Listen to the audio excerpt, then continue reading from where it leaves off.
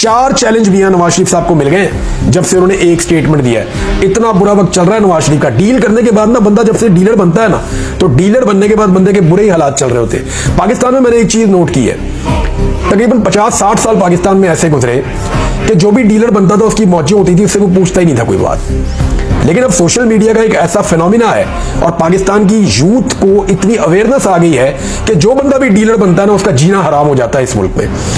4 challenges आ गए।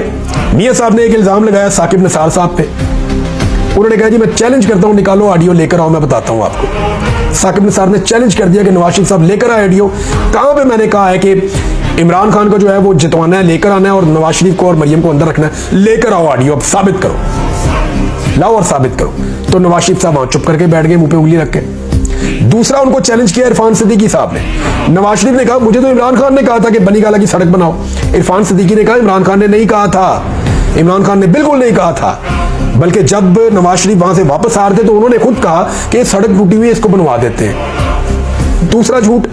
तीसरा challenge किया जी मदर अब्बास साहब ने। उन्होंने कहा मियां साहब आप खुद नहीं गए थे इमरान खान को मिलने बनी गाला, आपको उस वक्त के आर्मी चीफ ने भेजा था, आप उस वक्त भी एस्टेब्लिशमेंट की गोद में बैठे हुए थे, तो पूरा सच बोले ये भी बताएं आप। और अब तारुल कादरी साहब भी फाइनली सामने आ गए। तारुल कादरी साहब ने भी चैलेंज कर दिया, क्योंकि नवाज शरीफ साहब ने कहा कि तारुल कादरी साहब लंदन में थे, वहां पे उस वक्त के ISI के चीफ गए और इन लोगों ने कोई खिचड़ी पकाई और लंदन प्लान बना। उन्होंने कहा जी साबित करें अब।